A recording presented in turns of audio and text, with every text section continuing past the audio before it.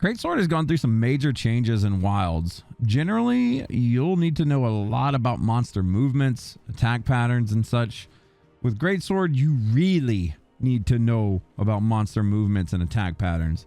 The weapon is slow, but it hits super hard. And if you're winding into a chunky Hulk smash attack with glorious offset attacks and clashing blocks of the same sort, Greatsword might just be for you.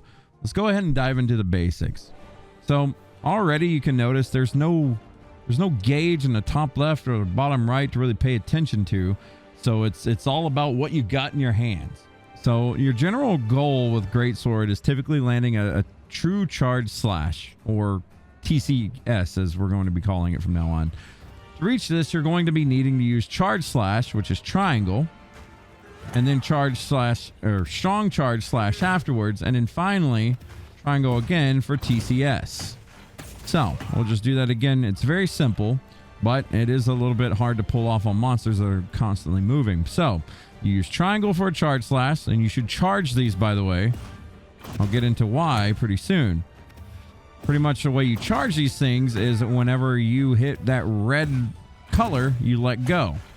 But there you go. Charge slash, strong charge slash, and do true charge slash. Those are your bread and butters. So essentially, when you see the red glow, you're going to let go of triangle and press and hold it again and do the same thing for the next one. Red equals release. Just know that. Keep that in mind. Now, pre-wilds, you would generally want to go for true charge shot full time. Like, you literally would use tackles. You would hold triangle and hit circle to tackle, skip the first set, skip the second set, go straight into TCS. Things are a little bit different in wilds. A little bit different. Your charge damage on the first two attacks is actually better now, doing full charges throughout the whole combo. So obviously you have to land all of these hits, but according to some notable content creators, as of the beta, it's very much so worth it to do a fully charge, or it's very much worth it to fully charge your charge slash and strong charge slash, as opposed to just using tackles to skip it and go straight for the TCS. Now, it's the damage numbers that I was hearing content creators like Fightin' Cowboy explain, they were notable. So it makes sense to actually try to land all of your big hits now instead of just going for the TCS alone. Now, that was probably a little bit confusing, so I'm going to go further and explain tackles for newer players. So like I was saying, in pre-wild, you would hold triangle, hit circle to tackle, and skip your charges to TCS. Now, tackling is very important. You can use tackle as you're charging. If a monster is about to roar at you, you can shoulder tackle through the roar. Now, it does use a little bit of stamina, so you need to pay attention to this. You can tackle through attacks as well. So if you're about to get interrupted or hit, you can shoulder tackle. You will take damage, but you can recover quickly, and you won't take as much damage as you would if you got, nailed with something. Be careful when using that. It can get you killed. So with that done, we can go ahead and go into some other attacks that Greatsword has to offer. Now, generally speaking, you're going to stick with your triangle attacks. You're not going to really mess with wide slash or anything. Wide slash is great for, I guess, like positioning and possibly getting some attacks off, but you can't charge it. And I feel like it's just one of those things that's really good for smaller creatures that are in groups. You can wipe out a big sloth of enemies as opposed to, your bigger monsters where you can do this, and it's kind of a pity for damage on bigger monsters. So generally speaking, you're not really going to be using your circle attacks very much.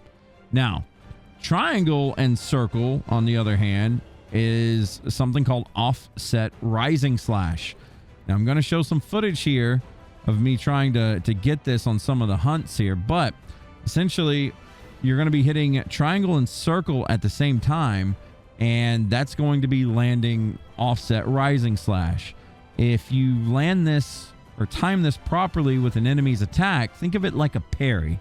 If you time this properly, you're going to be able to knock that enemy on the ground and do a follow-up attack. That's what's called an offset attack. Almost every weapon, I think, has one of these now. Very fun to do, very hard to pull off, though. It'll get easier with time and practice.